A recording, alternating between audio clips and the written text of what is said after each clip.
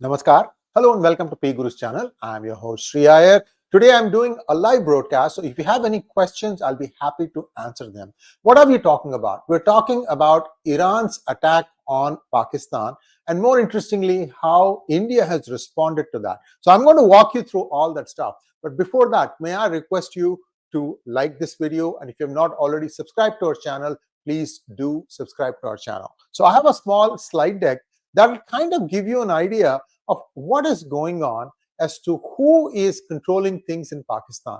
Whose umbrella is Pakistan under? Is it under China or is it under the United States? Whose bidding is the Pakistani army doing? Because we know that Pakistani army is the one that is running the country. We know that part, right? So here is the response or a statement by the Ministry of External Affairs, Government of India. In response to media queries regarding Iran's airstrikes in Pakistan, the official spokesperson, Sree Randhir Jaiswal, had this to say: "This is a matter between Iran and Pakistan. Insofar as India is concerned, we have an uncompromising position of zero tolerance towards terrorism. We understand actions that countries take in their self-defense." So what is left unsaid here? I'm trying to kind of, read the Diplo speak and try to unravel what he's trying to say. Is he saying that Iran is justified in taking action against Pakistan if it has identified Pakistan as being the place from where the terrorists struck? Well, what do other countries have to say about it? The interesting part is that Iran has accused a group, 𝙤𝙧𝙤𝙪 something something, that is based in Pakistan, and that's how they went and hit those targets. They used 1,200 kilometers range missiles, and they also used a bunch of drones to attack them. And it is believed that 2 children died. I think the number is much, much higher. You know how these groups will always attack and then go and hide among civilian population. Same playbook in Hamas, same playbook in Pakistan. It's not going to be any different. So there is going to be always collateral damage. Unfortunately, innocent children, civilians, women, men all die because of the actions of a few. This is known to you. Now, the point I'm trying to now touch upon is, so India is thinking that Iran is justified. Is that what the Diplo speak is saying? That's how I read it. I don't know what you guys read about it. Now, let's take a look at what Israel had to say and what the United States had to say. In both these cases, they have come out with interesting, converging statement. In both these cases, both countries believe that Iran itself did this to try and, make it into a big incident. The question here is, why would Iran stick it to its own population? That's a question that nobody is willing to answer, but they are saying that our intel says that it is indeed Iran that did it to itself. Now, then why go and attack Pakistan? And we know that Pakistan is coming out of the influence of China and into the influence of United States. This part we know. Anytime IMF loan comes through for Pakistan and China is not willing to give any money, that tells you that now Pakistan is firmly under the orbit of United States. Now, how does Pakistan in turn control what is happening in United States? You'll be very interested to know that some of the people who are in the current Biden administration were working for lobbying groups, and I'm not going to go through all the lobbying groups. You've seen this video before, a monologue that I did where I walked you through various organizations under and lobbying groups under which all these people, such as the Undersecretary of State, the Joint Secretary of State. I did a long one. I think the title is "Who in the Department of State Hates Israel?" Actually, there is more information about things there that will interest India more than even Israel. I mean, Israel also will be interested to know. So this is sort of an idea to give you that special interest groups are the ones that are actually conducting US's foreign policy.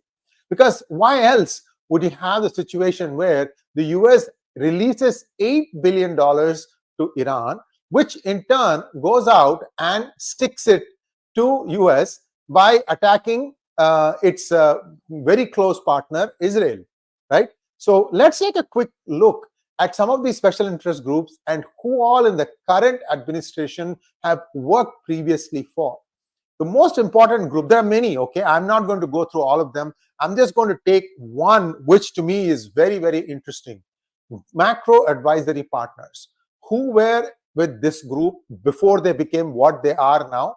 Take a look at the CIA director, Bill Burns. He was with macro advisory partners. Jake Sullivan, the current national security advisor, he was with macro advisory partners.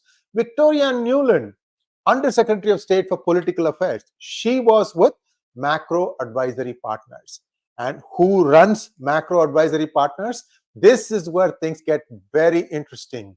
You have Nader Moussavezadeh, who co-founded Macro Advisory Partners in 2013 and leads the engagements across its entire portfolio of clients. This is the founder, or at least the co-founder. Okay, one guy, Iranian American.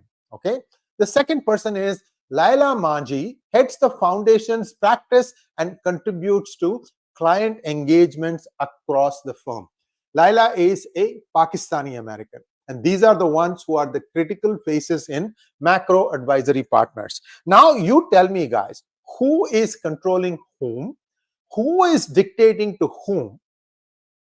Okay, and who is doing the actual action on the ground? Clear as mud? Well, I can tell you that, for sure, Biden isn't the one directing things. So what exactly is Blinken doing? If Biden is not taking any action, then it's clearly the Undersecretary of State and also the CIA director. You don't know this. Many a trip have been taken by Bill and Bill Burns, the director of CIA, to Pakistan. So what is he doing there? What does it have? Why should the CIA be making multiple trips to Pakistan? And by the way, you know that now the letter that Donald Lu wrote asking for, or I should say demanding the sacking of Imran Khan has been made public in a website.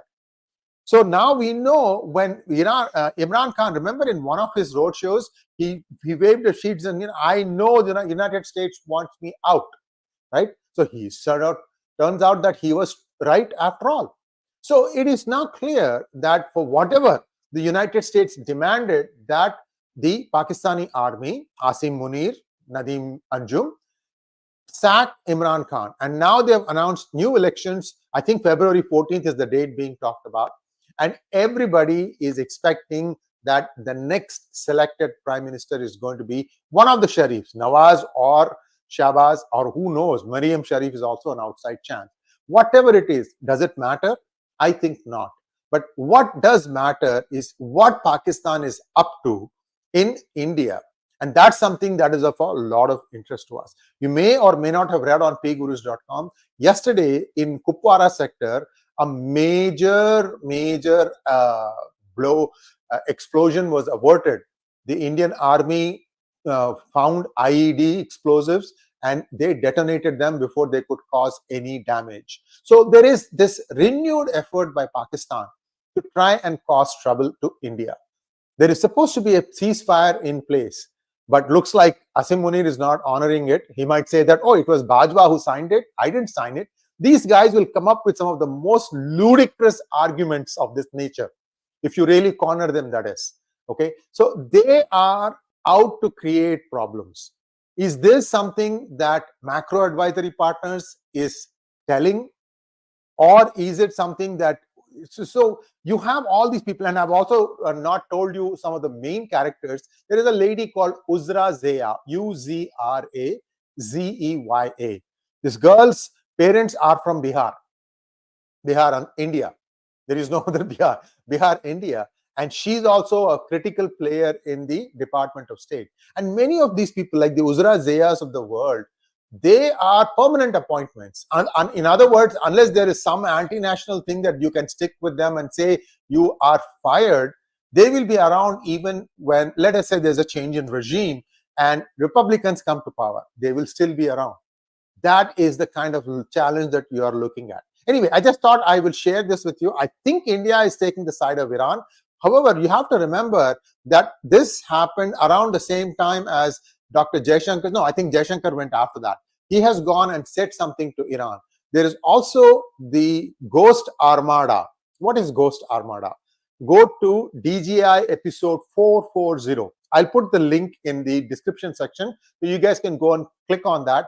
Sridhar Chityala and I talked about it. We are always ahead of the curve.